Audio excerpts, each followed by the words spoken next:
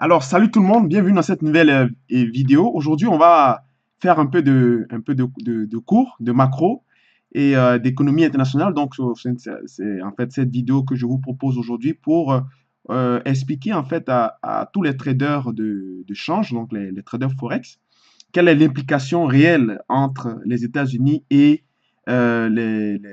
l'espace européen, donc l'Union européenne, parce que bon, très souvent, les traders particuliers, lorsqu'ils tombent devant des graphes, ils s'en fichent de savoir, ils viennent trouver les informations là et ils ne cherchent pas à comprendre en fait les implications en fait entre l'euro et le dollar. Voilà pourquoi souvent ils ont du mal à comprendre l'aspect fondamental et ils se trompent souvent dans leur prise de décision parce que, comme je le dis toujours, c'est le fondamental qui guide le marché et c'est l'aspect technique, bien sûr, qui nous permet d'optimiser notre point d'entrée sur les marchés financiers. Alors, vous me connaissez, aujourd'hui, on ne me voit pas, donc c'est pour les besoins du cours. Mon nom est François Ablé, donc on a l'habitude de se retrouver chaque vendredi pour parler de trading, d'économie, pour parler également de tout ce qui en fait implique la, on va dire la finance des marchés. Et aujourd'hui, je vous propose donc un petit cours sur l'économie internationale ou bien et des macroéconomies aussi également. Donc, ce n'était pas facile parce que c'est un sujet qui est c'est pratiquement un cours hein, que je vous ai résumé en 15 minutes, de façon quand je vais me tenir à faire 15 minutes parce que c'est juste pour vous montrer un peu l'implication de l'euro et du dollar. Donc, quand on parle de la paire euro-dollar, qu'est-ce que ça implique? Et quelle est l'interprétation en fin de ce cours-là? Quelle est l'interprétation à avoir? Donc, ce qu'il faut retenir de ces deux paires-là. Alors, pour ceux qui sont intéressés, bien sûr, à se former, vous avez bien sûr le GST Academy qui est avec vous pour tout ce qui est encadrement technique, tout ce qui est support au niveau de l'analyse fondamentale, euh, disons, l'encadrement et l'accompagnement personnalisé, d'accord? Vous avez aussi un service de rubriques personnalisées qui sont mis à votre disposition dans la mesure où vous aurez, par exemple, des plans de marché chaque semaine, vous aurez des stratégies et disons, des fiches pour vous permettre de pouvoir prendre des positions assez intéressantes sur les marchés financiers. Donc, c'est tout ce service-là qui est mis à votre disposition. Donc, disponible sur le site gstacademy.com et vous pouvez également nous suivre sur les réseaux sociaux à travers voilà, YouTube, Facebook, Instagram et tout ce qui vient avec. Voilà. Bon, je ne vais pas trop tarder là-dessus, donc je vais poursuivre cette émission, ce petit cours. Alors, d'abord, pour commencer, les États-Unis et l'Union européenne, bon, vous savez, ce sont des partenaires, inutile de vous rappeler que ce sont des partenaires commerciaux historiques. Voilà, et le NAFTA qui est le North Atlantic Free Trade Agreement, qui est en fait la version française, qui est l'ALENA, donc accord de libre-échange nord-américain. Si on l'associe avec le CETA, c'est-à-dire qui est le CETA, je crois, c'est accord économique global entre le Canada et l'Union européenne, d'accord? Euh, donc cet accord-là entre le Canada et l'Union européenne, plus l'ALENA, donc l'espace nord-américain, vers les autres espaces aussi qui sont en Amérique du Nord.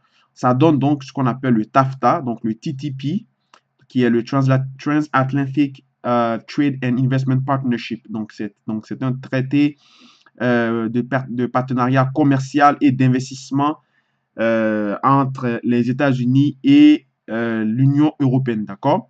Alors, ce qui est drôle dans cette histoire, c'est que nous sommes dans une relation de continent Europe, d'accord? Donc, continent Europe, bien sûr, faut pas être dupe, il n'y a pas de gagnant là-dedans, d'accord? Parce que c'est disproportionné. Un pays comme les États-Unis, parce que souvent les gens pensent que les États-Unis c'est un continent. Non, ce n'est pas un continent, c'est un pays, d'accord? En Amérique du Nord, il y a trois pays. Il y a le Mexique, le Canada et le Mexique. Et le Mexique, le Canada et les États-Unis, voilà. Donc ça fait trois pays en Amérique du Nord. Et puis vous avez l'Amérique du Sud avec Argentine, Brésil, Paraguay et tout ça, d'accord? Donc cette relation, elle est disproportionnée. Donc, c'est-à-dire l'Europe qui compose la France, l'Allemagne, l'Italie, l'Espagne, la Grèce, d'accord, tous ces pays, le Portugal, tous ces pays européens qui sont dans l'Union européenne font affaire avec un seul pays qui est les États-Unis, qui sont les États-Unis, d'accord? Donc c'est un peu disproportionné. Vous allez comprendre pourquoi vers la fin. Alors, la guerre commerciale qui est initiée par le président américain, euh, beaucoup de gens pensent que c'est Donald Trump qui tient le gros bout du bâton. Eh bien, détrompez-vous, d'accord? Parce que avec les études qui ont été réalisées par le chef économiste de Moody's, Moody's Analytics, donc c'est Moody's, vous le savez, c'est une société de notation, d'accord, de notation de crédit. Ils avaient été beaucoup, ce sont eux qui ont bien sûr, qui ont démontré que les compagnies américaines, voilà, falsifiaient les produits toxiques c'est-à-dire créer en fait des produits toxiques avec de la dette et c'est ça qui a conduit bien sûr à l'effondrement des marchés. Donc Moody's, ils sont réputés justement pour tout ce qui est notation de crédit. Alors leur chef économique qui s'appelle Mark Zandi, il a fait une étude où il a estimé que si c'est-à-dire les partenaires, les différents partenaires commerciaux concernant ces accords-là entre les États-Unis, c'est-à-dire les États-Unis, Europe, Canada, décide de sanctionner à la même hauteur les États-Unis, c'est-à-dire de 25% sur les tarifs douaniers d'importation des différents produits, eh bien, les États-Unis vont perdre par trimestre 2,8 milliards. D'accord? Vous savez que dans l'année, je crois, il y a 4 trimestres. D'accord? Donc, 4 trimestres, c'est-à-dire si on fait 2,8 milliards multiplié par 4, ça veut dire que pour le coût total de cette guerre commerciale ou ce bras de fer commercial que le président américain a initié va lui coûter pas moins de 11,2 milliards par année. D'accord? Ça représente à peu près une perte de 0,10% de la production aux États-Unis. Et au niveau de l'Europe, ça sera plutôt des pertes de 1,8 milliard par trimestre avec une perte de moins 0,07% par trimestre, d'accord? Donc ici, qui est le grand perdant, d'accord? Bien sûr, à coup d'œil, on voit que le grand perdant, ce sont les États-Unis. Donc, pourtant, le paradoxe, c'est que ce sont eux qui sont bien sûr les premiers en termes d'exportation et les premiers en termes d'importation. Donc, si vous êtes déjà les premiers en termes d'exportation et d'importation de la période de 2016 à 2018, pourquoi engager une guerre protectionniste? Donc, c'est ça le paradoxe, c'est ça la question que tout le monde essaie de comprendre, puisqu'on va voir bien sûr avec les différents chiffres de l'OMC, de Eurostat et même aussi de Statistique Canada. Donc, je me suis attelé, j'ai fait un travail de recherche pour vous montrer un peu l'implication justement de cette guerre commerciale entre les États-Unis et l'Europe et aussi les autres pays. D'accord? Donc, on va aller voir ça rapidement. Donc, vous voyez ici, ça c'est le tableau de Statistique Canada, donc qui est le volume d'exportation et d'importation entre les États-Unis, l'Europe et le reste du monde. On voit très bien que les États-Unis ont eu à peu près 36, 36 000 milliards, d'accord? Ou ouais, 36 000 millions, donc ça fait à peu près 300, ça fait à peu près 360 milliards, d'accord, en termes d'exportation.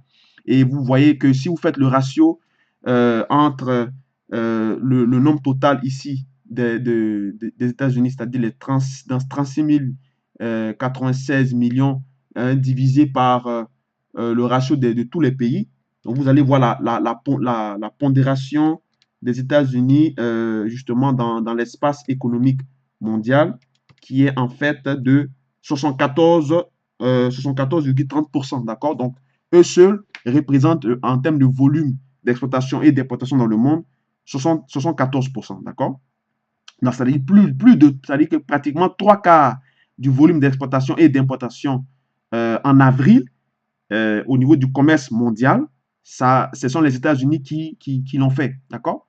Donc, ça les a coûté justement parce qu'ils ont eu plus d'importations que d'exportations. Voilà. Et ils ont perdu donc moins 470 voilà, milliards. D'accord? Pardon, ici ok, c'est la variation mensuelle, donc c'est ça, moins 470.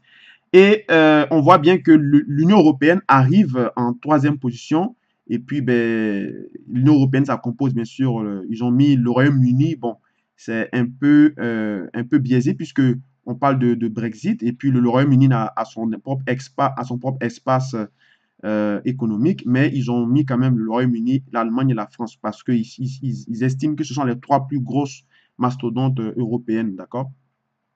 Donc, en termes concrets, ça veut dire quoi? Ça veut dire que ici, quand on parle d'importation et d'exportation de marchandises, c'est-à-dire en termes de balance de paiement, donc balance de paiement, disons, de compte courant, on prend les dollars courants. C'est-à-dire les dollars courants, ça veut dire qu'en économie, ça veut dire en fait, on fait varier le prix, d'accord, le prix qu'ils ont vendu dans chaque production, et également la production, c'est-à-dire le nombre de la quantité de production qui a été associée à cette période-là. Par contre, si on avait pris ce chiffre-là en dollars constants, ça veut dire que le prix ne varie pas, mais c'est la quantité, la production qui varie, d'accord? Donc, si vous entendez dollar constant, ça veut dire que le prix ne bouge pas, mais la quantité varie. C'est-à-dire on estime que le prix, il est fixe. Quand on parle de dollar courant, ça veut dire qu'on fait varier le prix qui a eu lieu à chaque période, d'accord? Et malgré ça, les États-Unis ils font partie ils font trois quarts de la production et c'est-à-dire le trois quarts du volume d'importation et d'exportation entre ces différents partenaires commerciaux que sont l'Union européenne et puis aussi également le reste du monde qui comprend les marchés émergents comme l'Inde, la Chine et consorts, d'accord? Donc c'est très très important. Donc on voit ici que les États-Unis sont les grands gagnants justement dans les partenariats commerciaux, mais pourtant ils font la guerre à tout le monde, d'accord, selon Statistique Canada. Lorsqu'on va plus loin, on voit également aussi selon l'OMC, donc ça c'est le graphe, c'est le tableau de l'OMC, puis ça c'est aussi le graphe de Eurostat. Donc Eurostat nous dit que le volume des exportations aux États-Unis en 2006, d'accord, était environ à peu près disons, 270 milliards. Et au niveau de en 2016, donc 10 ans après, après une décennie, donc ça implique également qu'il y a eu la crise financière et tout ça, d'accord? Donc certains partenaires se sont retirés quand il y a eu la crise financière et après d'autres sont certainement revenus. Donc après 10 ans, donc de 2006 à 2016, les États-Unis sont passés de 270 milliards, d'accord, à peu près 370 milliards, d'accord? Vous voyez ici qu'on arrive à peu près au niveau des 400, d'accord? Et vous voyez également que ça confirme ce qu'on pense des États-Unis au niveau des parts commerciales, c'est-à-dire la part mondiale entre pays importateurs et pays exportateurs. Vous regardez ici, donc les États-Unis ici en tant qu'importateur, hein, au niveau c'est-à-dire si la Chine est exportateur et que les États-Unis sont le plus grand importateur, la part mondiale représente 13,9%. Par contre, quand on voit les États-Unis qui sont exportateurs, la Chine est plutôt importateur à hauteur de 9,8 milliards. Donc, ce sont vraiment les deux qui sont sur le peloton des différents partenaires des partenaires commerciaux. Et aussi, quand on a vu récemment que le président américain avait dit qu'il allait bien sûr sanctionner la Chine à la hauteur de non pas de 100 milliards, mais de 200 milliards, c'est-à-dire qu'il va sanctionner le double de ce que c'est-à-dire le double de ce que, par exemple, on peut dire la Chine a fait pendant 10 ans. Parce que si vous regardez ici, la Chine, en 2006, était à peu près aux environs de 80 milliards, à peu près, 80-85 milliards. Et en 10 ans, elle est allée également ici à peu près à 180 milliards, à peu près. On peut estimer ça comme ça, d'accord? Parce qu'on est proche de la barre des 200. Il n'y a pas beaucoup d'espace ici. Donc, on va dire 185-190 milliards en 10 ans. Et vous regardez en termes d'importation, on voit très bien que, parce qu'en importation, ça c'est ici en bleu en 2016, ici en 2000 en termes d'importation. Donc vous voyez que de là, c'est-à-dire de 180 milliards en termes d'exportation, elle a pratiquement fait le double. Hein? Donc on va jusqu'à 325 milliards en termes d'importation. Vous comprenez? Envers les États-Unis en 2016. Donc ça veut dire quoi? Ça veut dire que les États-Unis sont prêts pratiquement à détruire la Chine, alors que c'est plutôt les Américains qui représentent bien sûr trois quarts à peu près, depuis à peu près 2 ans, trois quarts du volume annuel, donc des exportations et des importations au niveau du monde, d'accord? Donc, pourquoi faire une guerre commerciale dans ce cas-ci? Et pourquoi pas plutôt faire un partenariat? Ça, c'est le président américain lui seul qui est capable de répondre à cette question. Donc, vous voyez ici que l'implication entre l'euro et le dollar, la corrélation est pratiquement on va dire à 100% parce que quand le dollar baisse, le dollar qui est ici en rouge, d'accord, et puis l'euro qui est en rose, quand il baisse, bien sûr, l'euro monte et vice-versa, d'accord? Donc, c'est une corrélation pratiquement quasi parfaite, d'accord? Et on voit également aussi que au niveau de la confiance des consommateurs, donc ça ce sont des données que j'ai extraites pour les besoins de l'émission sur Reuters, donc Thomson et Reuters, qui fait affaire avec le courtier CMC Market. Donc, on voit bien sûr que de juin-juillet 2016, donc de l'été 2016 au printemps quasiment été 2018, donc sur 2 ans, on voit que la confiance des consommateurs au niveau des États-Unis progresse, d'accord? On progresse, même si vers le printemps, c'est-à-dire le printemps de cette année, on voit que semble se stabiliser, mais on voit que la courbe elle progresse, d'accord? Et c'est le même constat aussi au niveau de la confiance européenne, d'accord? Confiance des consommateurs en Europe de juin-juillet 2016 à juin-juillet 2018, d'accord? Et ça, la confiance des consommateurs en fait est guidée par le discours qui est tenu justement dans ces deux différentes zones, d'accord? Quand on voit Mario Draghi parler de croissance durable, de stabilité économique, de rythme d'inflation contrôlé, ça c'est pour donner un sentiment de confiance justement aux consommateurs, même si ce n'est pas la réalité qui se passe justement quand on regarde vraiment les vrais chiffres, notamment ce qu'on appelle le PCE, le Personal Consumer Expenditure, donc est un indicateur qui est bien sûr corrélé avec l'inflation, voilà, et corrélé avec l'inflation, et ça démontre en fait que, vous allez voir au prochain slide, ça démontre en fait que euh, ce n'est pas ce que les gens pensent de leur économie ou de leur zone monétaire, ce n'est pas nécessairement le constat sur le terrain, d'accord?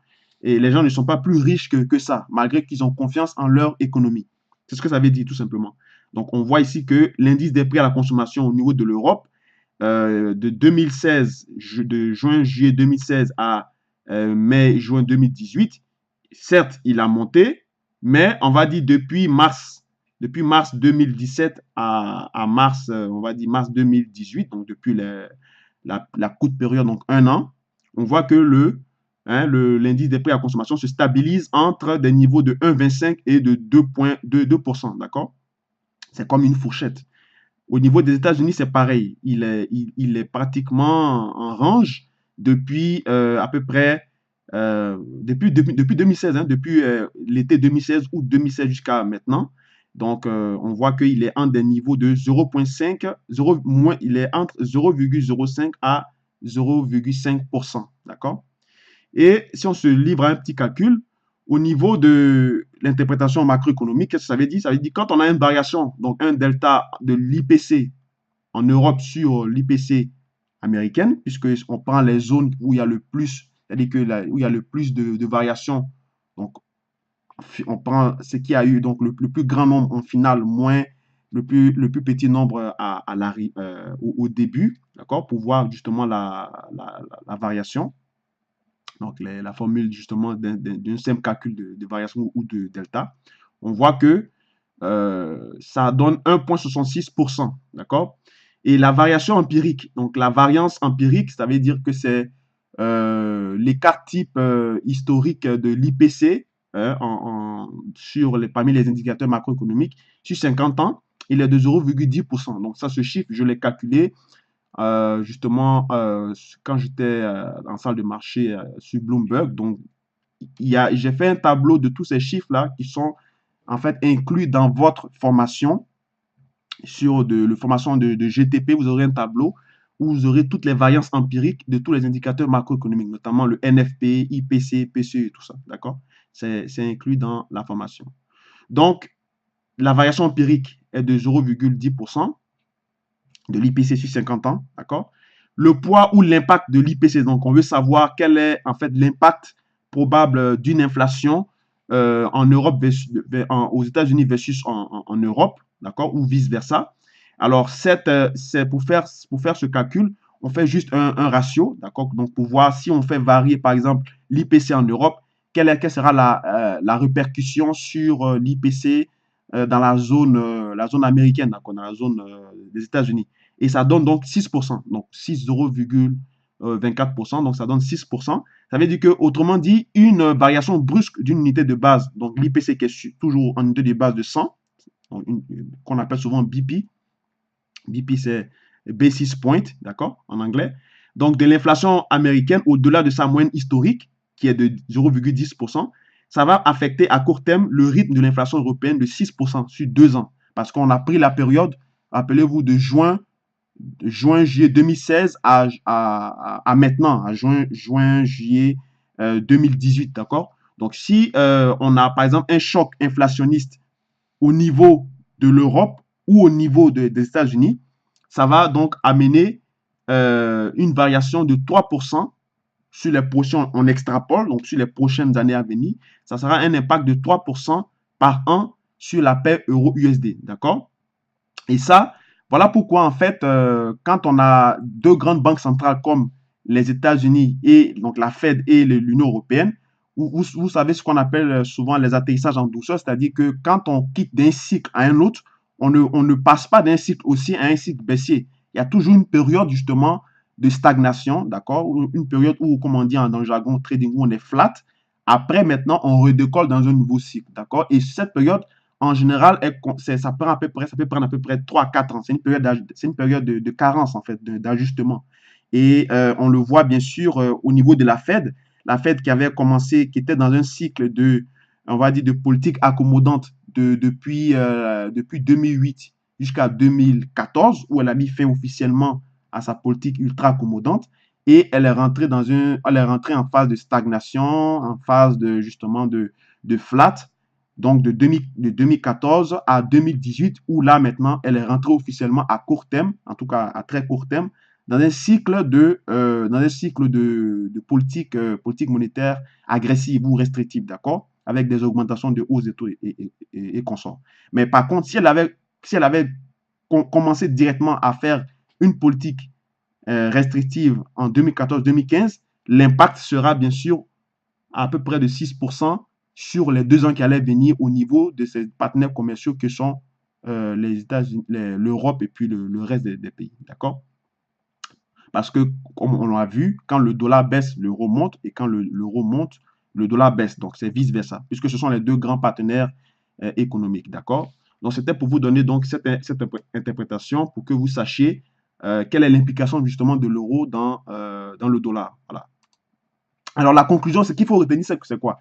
C'est que tout simplement, lorsque vous lisez les nouvelles et que vous percevez avec les indicateurs macroéconomiques et avec, bien sûr, les différentes postures que les indices vous montrent, quand on a un biais baissier en Europe, ben, il faut chercher à payer l'Amérique, d'accord? Et quand on a un biais baissier en Amérique, il faut chercher à payer, bien sûr, l'Europe.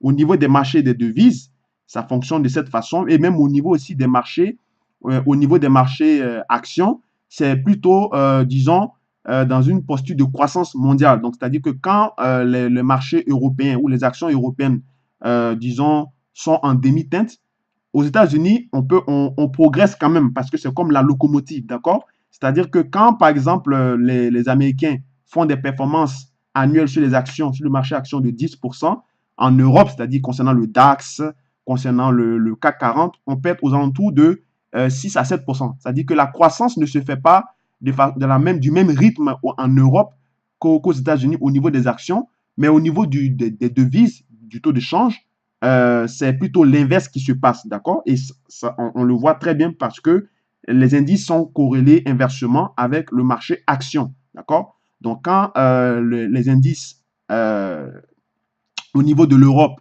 sont baissiers, souvent la monnaie européenne, donc l'euro, est souvent recherchée justement pour compenser les déficits nets en termes d'exportation et d'importation, comme on a vu tout à l'heure, donc pour être plus compétitif sur le plan commercial. et c'est le même réflexe qui se passe au niveau des États-Unis, d'accord? Alors, merci encore d'avoir suivi ce petit cours. Je l'ai synthétisé en 25 minutes à peu près. Et voilà, donc si vous avez aimé ce contenu, n'hésitez pas bien sûr à le faire savoir, à le liker, à le partager.